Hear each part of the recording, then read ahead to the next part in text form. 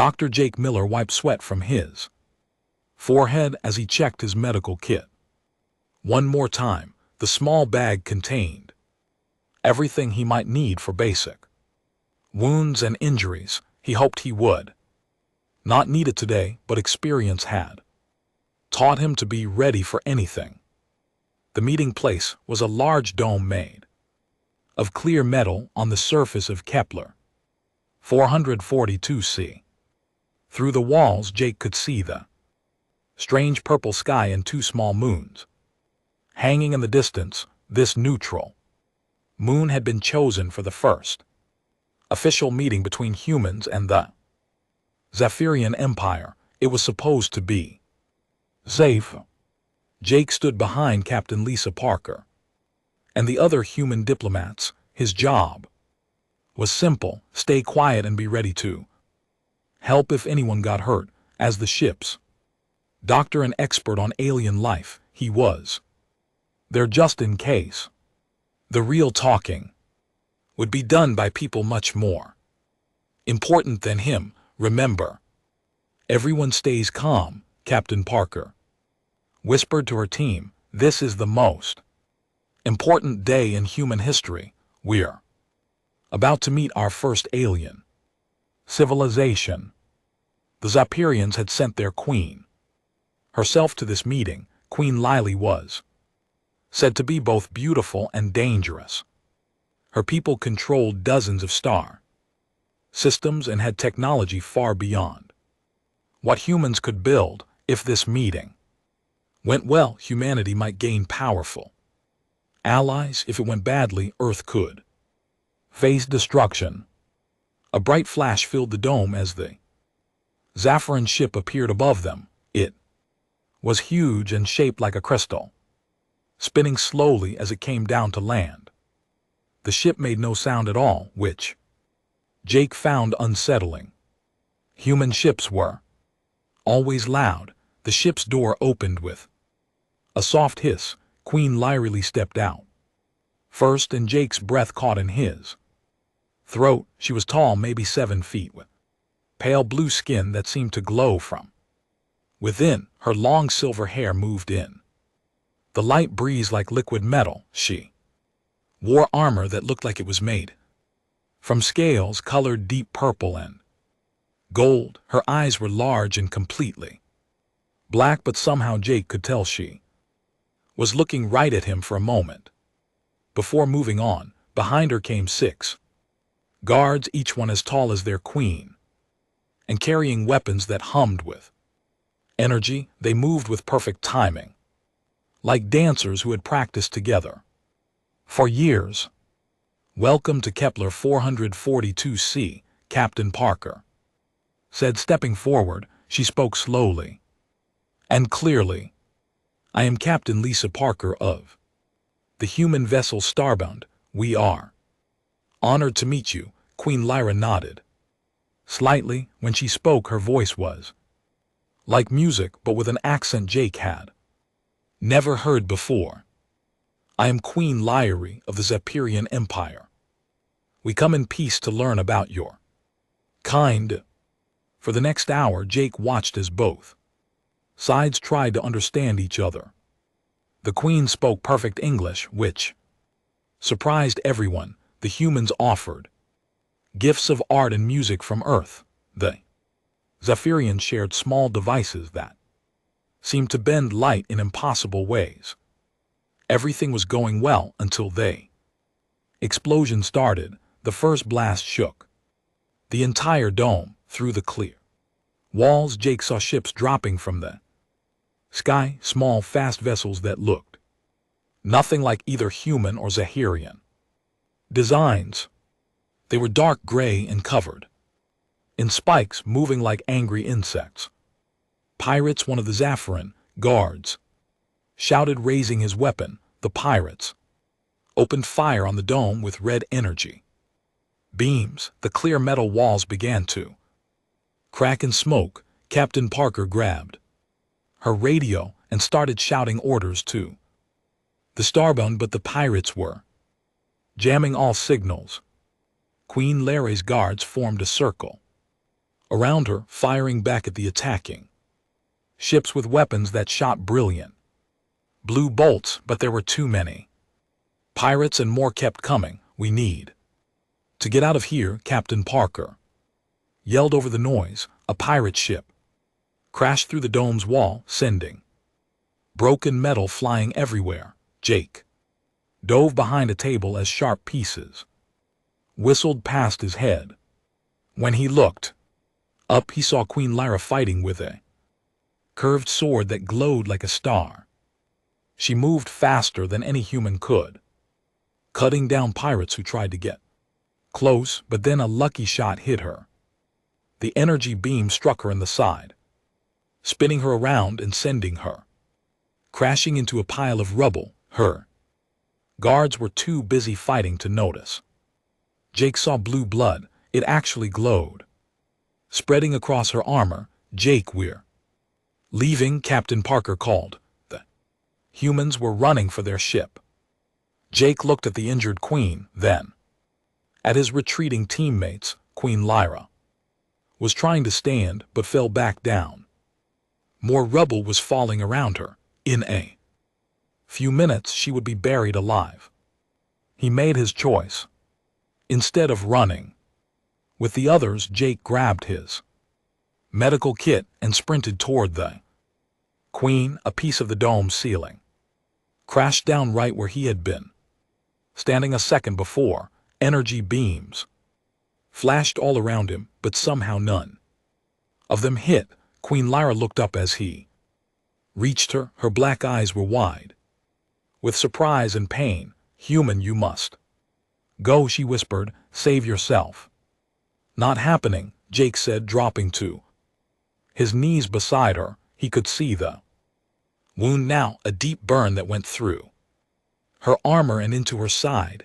The blue blood was flowing faster. I'm a doctor. I can help you. Why? She asked, her voice getting weaker. Jake opened his medical kit and pulled out bandages and healing gel. Around them the battle raged on, but he focused only on her wound. Because that's what humans do. He said, we help people who need help. More ceiling pieces fell nearby. The queen tried to push him away with one weak hand. You will die here with me.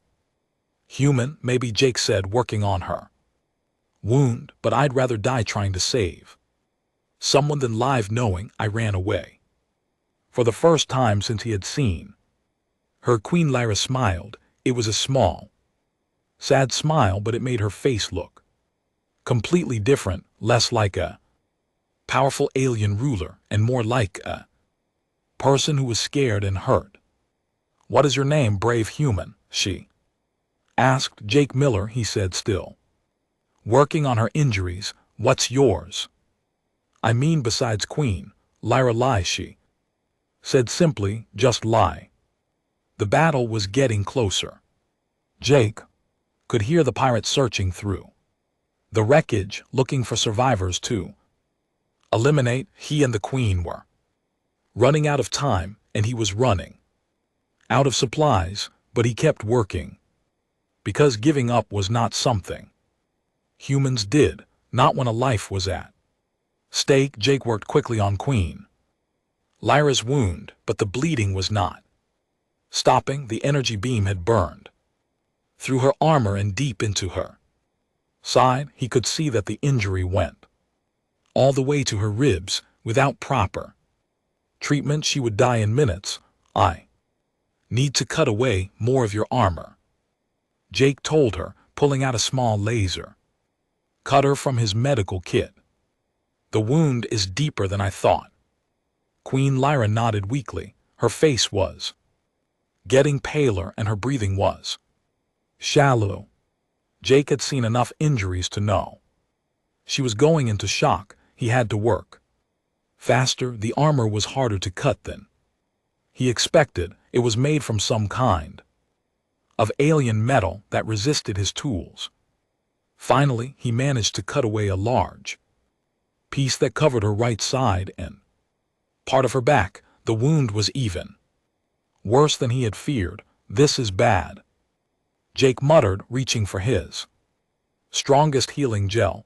I need to clean this out and seal the blood vessels, or you're going to bleed to death. He placed his hands on her side to begin the treatment. The moment his fingers touched her bare skin, Queen Laurel went completely rigid. Her black eyes flew open wide, and she sucked in a sharp breath. What are you doing? She whispered, her voice filled with something Jake could not identify. It was not just pain or fear, it was something else entirely. I'm trying to save your life, Jake said, confused by her reaction. I need to treat this wound. You cannot, she said, trying to pull away from his hands, but she was too weak to move much. No one can touch me there. Jake paused, his hands still on her skin. Through all his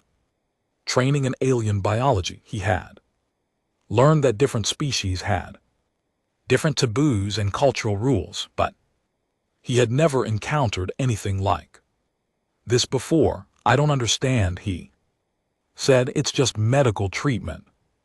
Queen Lyra closed her eyes, and for a moment Jake thought she might have passed out. But then she spoke again, her voice barely audible over the sounds of the ongoing battle. Among my people, there are sacred places on the body, she explained slowly, places that are intimate, personal. Only a consort may touch them, only one who is bonded in marriage. Jake felt his stomach drop. He looked down at where his hands were resting on her side and back. In human medicine, these were just normal body parts, but to her people he was touching places that were as private as the most intimate parts of a human body. I'm sorry, he said, starting to pull his hands away.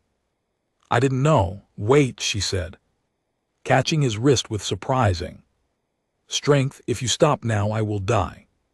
But if you continue, you will have touched me as only a consort may touch me by the laws of my people. That makes you my husband. Jake stared at her. Around them, the pirates were getting closer. He could hear their voices as they searched through the wreckage. They had maybe 2 minutes before they would be discovered. So my choices are to let you die or accidentally marry you, Jake asked. Despite everything, Queen Lyra almost smiled. That is a simple way to put it. Yes, Jake thought about it for exactly 3 seconds, then he placed his hands back on her wound and began working again. Then I guess I'm your husband now, he said, applying the healing gel to the deepest part of the injury. Queen Lurley's eyes went wide again. You understand what this means? You could be executed for this. My people do not take marriage bonds lightly. Right now, the only thing I understand is that you're bleeding to death, Jake said, working to seal the damaged blood vessels.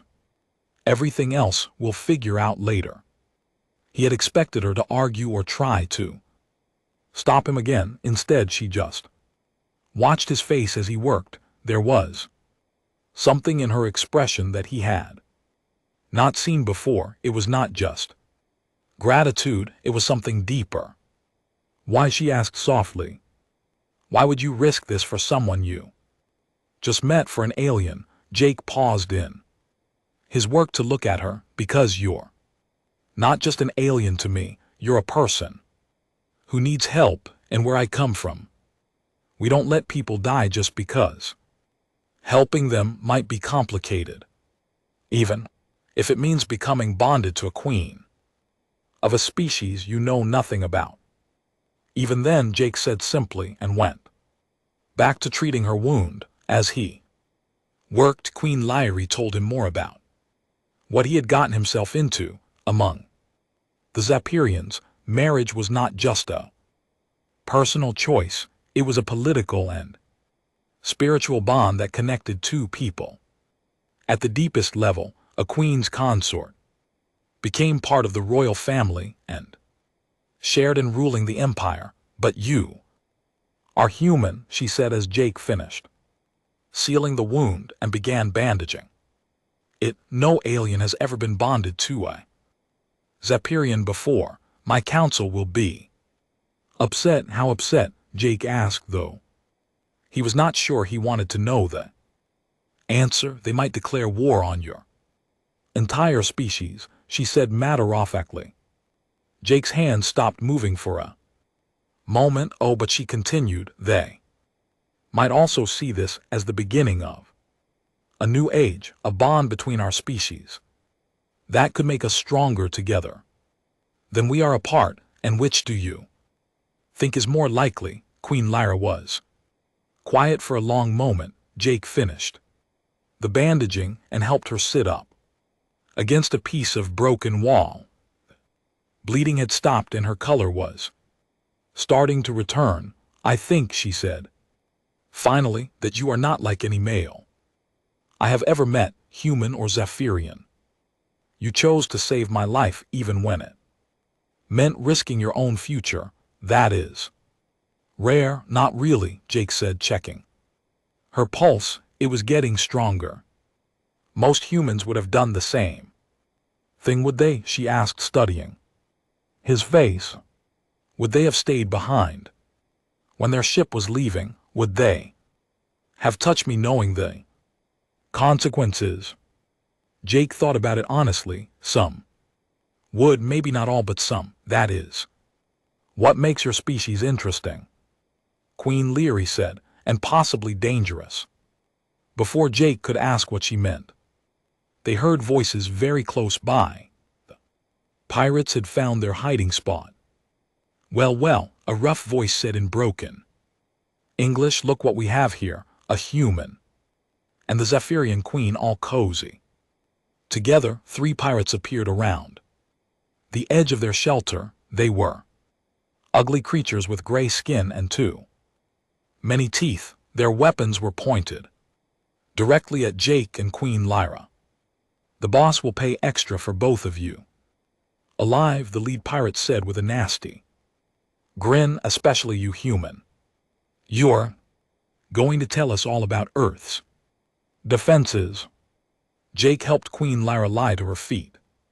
She was still weak from blood loss, but she could stand. Her hand moved to where her sword should have been, but the weapon was lost somewhere in the rubble. I have a better idea, Jake said to the pirates, stepping protectively in front of the queen. Oh yeah, what's that? Jake smiled, and it was not a nice smile. How about you surrender now and we'll make sure you live long enough to regret attacking a diplomatic meeting. The pirates laughed. They had no idea what they were dealing with. They had never faced a human who was protecting someone he cared about. They were about to learn. The lead pirate stopped laughing when Jake suddenly threw a handful of medical powder into his eyes. The creature screamed and clawed at his face. Temporarily blinded, Jake grabbed a piece of broken metal from the ground and swung it like a club, hitting the second pirate in the knee. The alien went down hard. The third pirate raised his weapon, but Queen Lyra was faster. Despite her injury, she lunged forward and knocked the gun aside. The energy blast went wild, hitting the ceiling and bringing down more debris. Run, Jake shouted, grabbing the queen's hand. They stumbled through the wreckage as more pirates shouted behind them. Jake led them deeper into the ruined dome. Looking for a place to hide, Queen Lyra was moving better now that the healing gel was working, but she was still weak. There, she said, pointing to a crack in the floor, a maintenance tunnel. They dropped down into the narrow space just as energy beams started flying over their heads. The tunnel was dark and cramped, but it was better than being shot at. Jake used his flashlight to guide them as they crawled away from the battle. Above, where does this lead? Jake asked, keeping his voice low. I studied the plans for this facility, Queen Lyra said. This tunnel connects to the power station. We can hide there until help arrives. They crawled for what felt like hours but was probably only minutes. Finally, they emerged into a larger room filled with humming machinery. Jake helped the Queen sit down behind one of the larger devices. How are you feeling? He asked, checking her bandages. There was a little blood, but not much. Better, she said. Your medicine is very effective, but I am still weak. Jake nodded and opened his remaining supplies. He had some energy bars and water bottles, not much but enough to keep them going for a while. Here, he said, offering her a protein bar. You need to eat something. Queen Lyra looked at the bar suspiciously. Is this safe for my kind to eat? Honestly, I have no idea, Jake admitted, but it's mostly just plant proteins and vitamins. It shouldn't hurt you. She took a small bite and chewed thoughtfully. It tastes like dirt, but good dirt. Jake laughed quietly. That's about right. As they ate, they listened to the sounds from above. The battle seemed to be dying down, but not in a good way. Jake could hear the pirates calling to each other as they searched the ruins. They're looking for us, Queen Lyra said. Yeah, and they're probably looking for survivors to kill. Jake checked his medical scanner. How long before your people come looking for you? My guards will have sent a distress signal before they died, she said sadly, but it will take time for ships to arrive from Zephyrian space, several hours at least. Same for my people. Captain Parker will have called for backup, but the nearest human ship is days away. They sat in silence for a moment, both thinking the same thing. They were on their own. Tell me about your people, Queen literally said suddenly. What are humans really like? Jake thought about how to answer that. We're complicated. We fight a lot, even among ourselves. We make mistakes, but we also help each other even when it's dangerous or stupid. We don't give up easily. I noticed, she said with a small smile. You certainly did not give up on me. What about Zephyrians?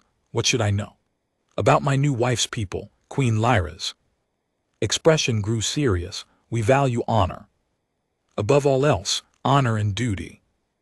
We believe that your actions define who you are, not your words. We have been warriors for thousands of years, fighting to protect our empire from the Skorathi, a parasitic race that devours entire worlds. They are the reason we became so militaristic. We learned that sometimes violence is the only way to protect those you love. Jake was about to ask more when they heard footsteps above them. The pirates had found the tunnel entrance.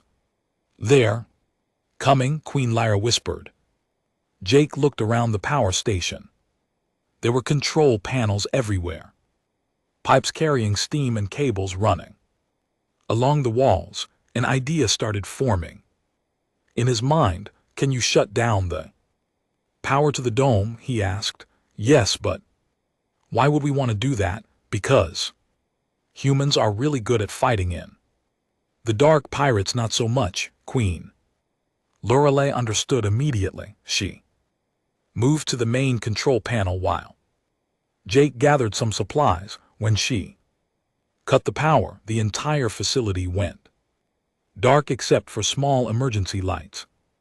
Now what? She whispered. Now we hunt, Jake said grimly. They could hear the pirates stumbling around in the tunnels, cursing and bumping into walls. Jake had grown up camping and hiking in the mountains of Colorado. he knew how to move quietly in the dark. Queen Lyra, despite being injured, moved like a ghost. The first pirate never knew what hit him. Jake came up behind him and knocked him unconscious with a wrench from the power station. They dragged the body aside and took his weapon. This is a Scarathi energy rifle, Queen Lyra said, examining the gun. I knew it. The pirates are working for them. Why would the Scarathi want to disrupt our meeting? Because they fear an alliance between humans and Zephyrians. Together we might be strong enough to stop them. They worked their way through the facility, taking down pirates one by one. Jake used human tactics, stealth, misdirection, and improvised weapons. Queen Lyra, even injured, was deadly. With the captured rifle, she moved like a dancer, every shot perfectly placed. You fight well for a healer, she said, after they had captured 5 pirates. You fight well for someone who's supposed to be dying, Jake replied. I told you your medicine is very effective. By the time they had cleared most of the facility, Jake had learned a lot about Zephyrian culture. They were not just warriors, they were artists, scientists, and philosophers. Their empire was built on the idea that every citizen had value and deserved protection. That is why the consort bond is so important, Queen Lyra explained as they tied up the last group of pirates. It is not just marriage, it is a promise to protect and support each other no matter what. Even if one of you is an alien who doesn't know what he's doing, especially. Then she said seriously, a bond forged in crisis is the strongest kind. They had just finished securing the prisoners when they heard new sounds from outside. Ships were landing, but these were different from the pirate vessels. Rescue? Jake asked hopefully. Queen Lyra listened carefully. Yes, I can hear Zephyrian engines and human ones too. They made their way back to the surface, supporting each other. The dome was a complete ruin, but the purple sky was filled with ships. Sleek Zephyrian vessels hovered next to boxy human rescue ships. Jake, Captain Parker's voice called out over a loudspeaker. Jake Miller, respond if you can hear this. Over here, Jake shouted back, waving his arms. The rescue teams found them quickly. Jake watched as human medics and Zephyrian healers worked together to treat Queen Lyra's injuries. Despite everything that had happened, both species were cooperating to help survivors. Dr. Miller, Captain Parker said, approaching him with a strained expression on her face, we need to talk. There are some complications. What kind of complications? The kind where you might have accidentally started an interstellar incident, she said. The Zephyrian High Council is demanding to know why their queen is claiming to be married to a human. Jake looked over at Queen Lyra, who was being carefully examined by a Zephyrian healer. She caught his eye and nodded slightly. Captain, Jake said, I think we're going to need a bigger conference room. As they loaded onto the rescue ships, Jake realized that saving Queen Lee's life was just the beginning. Now came the hard part, convincing 2 entire civilizations that sometimes the most important bonds are the ones that form when you're just trying to do the right thing. But looking at Queen Lyra and seeing how she had fought beside him against impossible odds, Jake thought maybe this crazy marriage might actually work out. After all, they made a pretty good team. 3 days later, Jake found himself in the most uncomfortable meeting of his life. He sat in a huge conference room aboard the Zephyrian flagship, surrounded by Aliens who looked like they wanted to either worship him or kill him, maybe both. On one side of the table sat the human delegation led by Captain Parker and Admiral Stone, who had arrived from Earth specifically to deal with this crisis. On the other side were the most powerful Zahirians in the Empire, including General Vexar, who had been glaring at Jake since the moment he walked in. Queen Lyra Lee sat at the head of the table, looking much better after 3 days of treatment. She wore formal robes instead of armor, and her silver hair was arranged in complex braids that Jake was told indicated her royal status. She looked beautiful and dangerous and completely out of his league. Let me understand this correctly, Admiral Stone said, reading from a tablet. Dr. Miller here claims that he accidentally married the Queen of the Zephyrian Empire while giving her medical treatment. That is correct, General Vexar said coldly, and by our laws, the marriage bond is legal and binding. The question is whether we execute him for the violation or accept him as our Queen's consort. Execute him. Captain Parker stood up so fast her chair fell over. He saved her life. He touched sacred parts of her body without permission, Vexar replied. In our culture, this is either an act of war or a marriage proposal. Since he is clearly not declaring war, I was performing emergency medical treatment. Jake said quietly, I didn't know about your cultural rules. Ignorance is not an excuse, Vexar snapped. You should have let her die rather than violate our most sacred laws. That's enough. Queen Lyali's voice cut through the argument like a blade. The room fell silent immediately. General Vexar, you forget yourself. Dr. Miller acted with honor to save my life. I will not hear him criticized for that. My queen, Vexar said more carefully. Surely you cannot seriously consider accepting this human as your consort. It goes against thousands of years of tradition. So does letting queens die when help is available, she replied. Coolly, Admiral Stone cleared his throat. Your Majesty, perhaps we can find a solution that satisfies everyone. Dr. Miller could claim he was unaware of the cultural implications. We could call it a misunderstanding and annul the marriage. Jake felt all eyes turned to him. This was his chance to escape. He could go back to being a simple ship's doctor, and Queen Lyra could marry someone more appropriate, someone who belonged in her world. No, Jake said firmly. No. Admiral Stone looked confused. I won't claim I didn't know what I was doing, Jake continued. Queen Lyra Lee told me what would happen if I continued treating her. I made the choice anyway. If I had to do it again, I'd make the same choice. The room erupted in angry voices. Some of the Zafirans looked shocked, others impressed. The humans mostly looked like they wanted to drag Jake out of the room before he made things worse. Silence, Queen Lyra commanded. When everyone quieted down, she stood up slowly. Dr. Miller speaks with honor. He will not lie to escape consequences, even when it would benefit him. This is exactly the kind of character I want in a consort. But my queen, a elderly Zephyrian female named Counselor Thal, said gently, he is an alien. How can he rule beside you?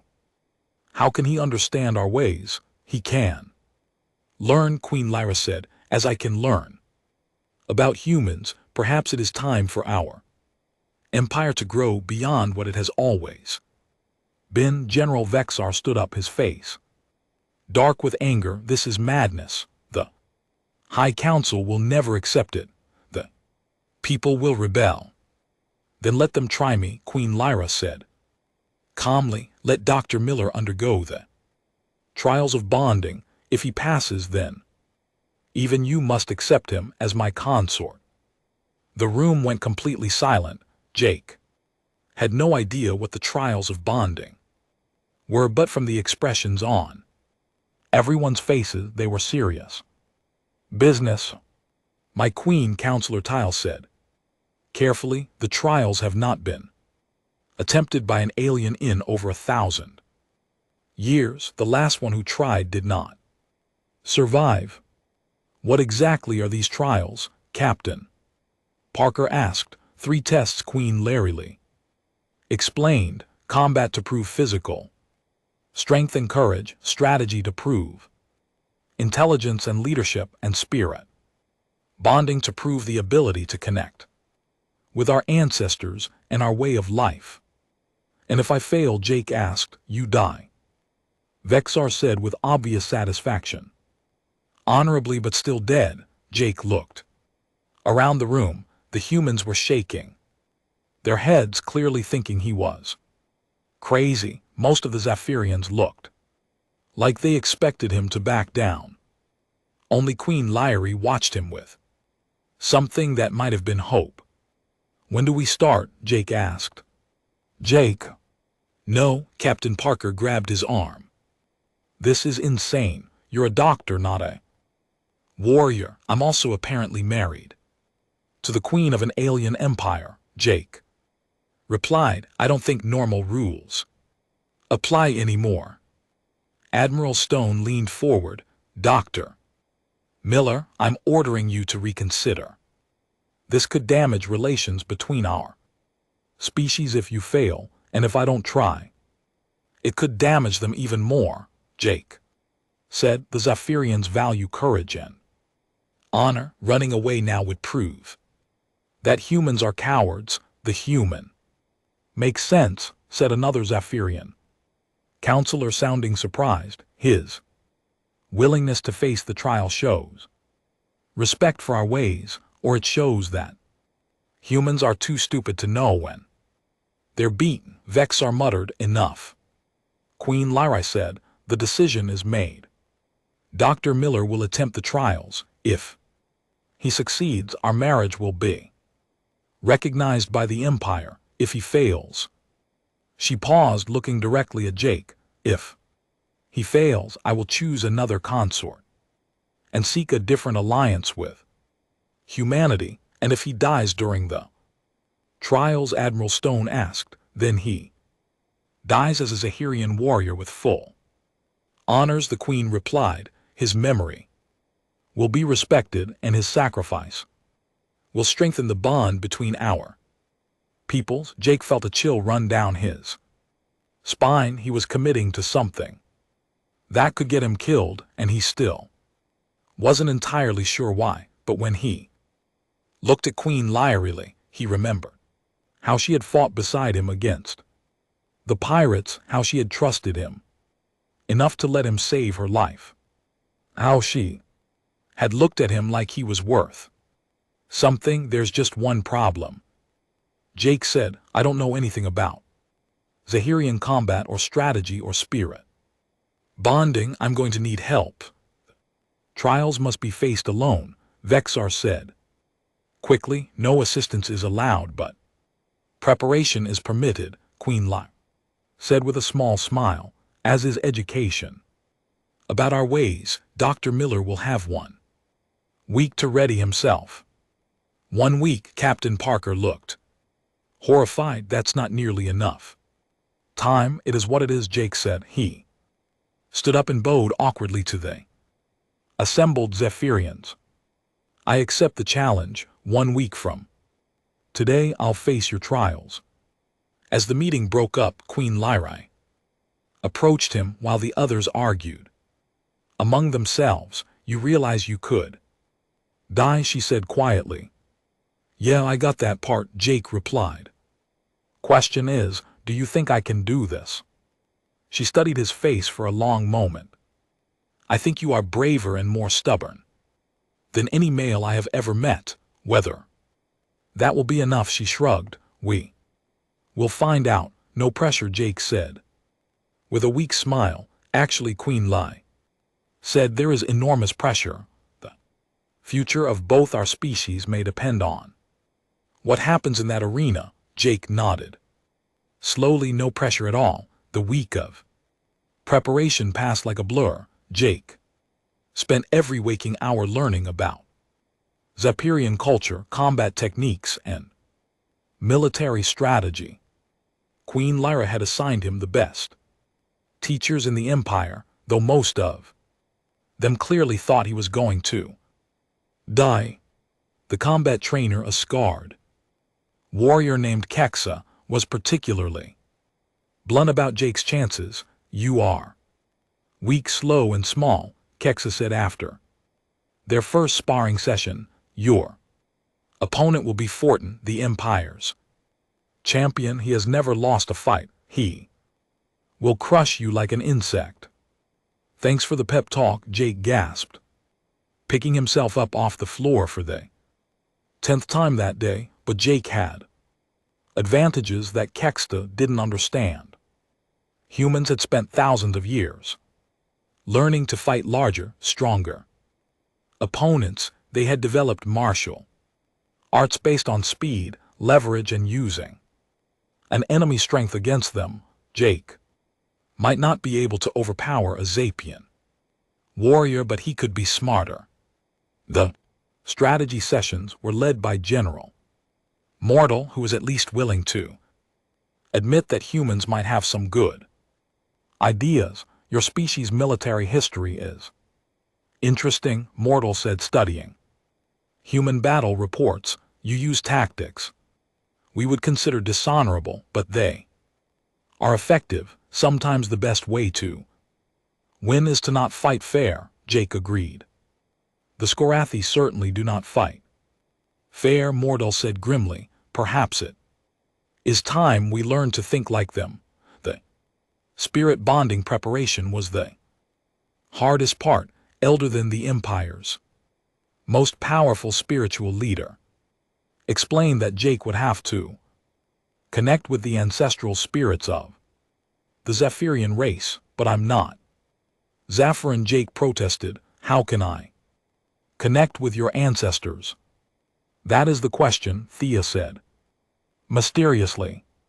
If you cannot make the connection, you will fail the trial and die. The spirits do not tolerate those who are unworthy. On the morning of the trials, Jake stood in his quarters aboard the Zephyrian flagship, looking at himself in the mirror. He wore traditional Zephyrian trial armor, which felt strange and heavy on his human frame. Queen Lyra had given him a ceremonial blade that had belonged to her father. Ready? She asked, entering his quarters. As ready as I'll ever be, Jake said. Any last-minute advice? Remember what you told me in the ruins, she said. Humans help people who need help. Today my empire needs help. We need to change to grow, to become something more than we have been.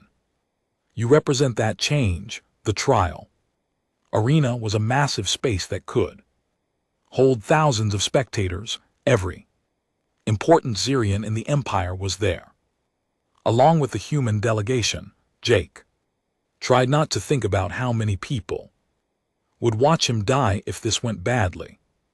The first trial was combat. Fortin, the Zephyrian champion, was everything Kexa had promised and worse. He stood nearly 8 ft tall, covered in muscle and scars, carrying a sword that was longer than Jake was tall. Little human Vortin rumbled as they faced each other in the arena. I will make your death quick. Appreciate it, Jake said, raising his own blade. The fight began with Vortin charging like an angry bull. Jake had expected this. Instead of trying to block or meet the charge, he dove to the side at the last second.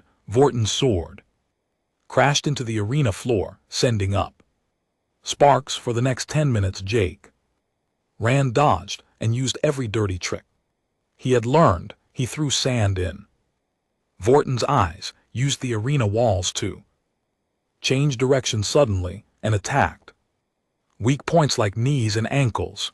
The crowd booed his tactics, but Jake didn't care. He wasn't here to look honorable.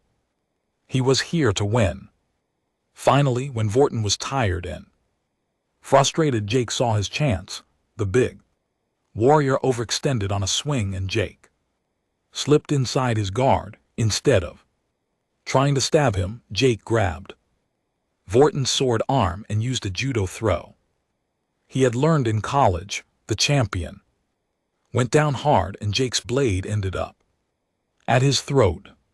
"Yeah," Jake said quietly. Vortin looked shocked, but he nodded. "I yield." The crowd was silent. No one had expected the human to win, least of all by using such unorthodox methods. The second trial was strategy. Jake was given a simulated battle against a Skorathi fleet with both human and Zaffiran ships under his command. The scenario was designed to be impossible. The enemy outnumbered his forces 3-1 and had better technology. Jake studied the situation for a long time. Traditional Zaffiran tactics called for honor combat, ship against ship. Human tactics would have used stealth and surprise attacks, but Jake had an idea that combined both approaches. "I need to talk to both fleet commanders," he said. When the human and Zaffiran commanders appeared on the screens, Jake explained his plan. It was crazy, risky, and required perfect timing, but it used the best qualities of both species: human adaptability and Zappirian courage. The plan worked by combining human hit-and-run tactics with Zappirian fighting spirit. Jake's forces managed to defeat the superior enemy fleet. The Zappirian observers looked impressed, despite themselves. "Interesting," General Vexar admitted grudgingly. "I would not have thought of that approach." The final trial was spirit bonding. Jake was taken to a sacred chamber deep in the ship, where he would have to commune with the ancestral spirits of the Zaphirian race. If they accepted him, he would live. If they rejected him, he would die. Jake sat in the center of the chamber as Elder Thanara began the ritual. Strain lights filled the room, and Jake felt something touching his mind. It was cold, an alien, and very, very old. Spirits spoke to him, but not in words. They showed him images, the history of the Zaffiran race, their wars, their triumphs, their fears. Jake saw how they had fought the Skorathi for centuries, how they had built their empire on the need to protect their people, but he also felt their loneliness for all their power. The Zaphirians had been isolated, fighting their wars alone. They needed allies, friends, connections with other species. Jake couldn't connect with Zappirian ancestors the way a native could, but he could offer something else: the ability to bridge the gap between species, to bring different peoples together. He opened his mind and showed the spirits what humans could offer: adaptability, creativity, the willingness to help others even when it was dangerous. Spirits were quiet for a long time. Then Jake felt something like approval mixed with curiosity. They wanted to see what would happen if Zahirians and humans worked together. When Jake opened his eyes, he was still alive. Elder was staring at him with amazement. "The spirits accept you," she whispered. "Not as a Zappirian, but as something new, a bridge between worlds." Jake stumbled back to the arena where Queen Lyrile was waiting with the rest of the court. Her face lit up when she saw him walking instead of being carried. "All 3 trials?" she asked. All three trials, Jake confirmed. General Vexar stepped forward looking like he had eaten something sour. The trials have been completed successfully by ancient law. Dr. Jake Miller is now recognized as consort to Queen Lyra and co-ruler of the Zephyrian Empire. The crowd erupted in mixed cheers and shocked murmurs. Jake felt Queen Lyra take his hand and squeeze it gently. So she said quietly, "How does it feel to be married to an alien queen? Ask me." "In a few years," Jake said. "Right now, I'm just happy to be alive." But even as they celebrated, alarms began sounding throughout the ship. Admiral Stone's voice came over the communication system. "All ships, we have incoming Skarathi vessels, large fleet heading directly for us." Jake looked at Queen Lyra. "I guess our honeymoon is going to have to wait." She smiled, and it was not a gentle smile. It was the smile of a warrior queen who had just gained a very unusual ally.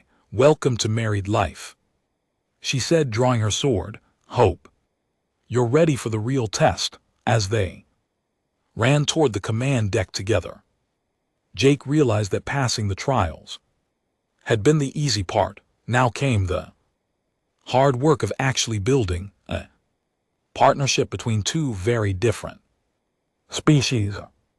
But looking at Queen Lyra running beside him, her silver hair streaming behind her like a battle flag, Jake thought they might just be able to pull it off.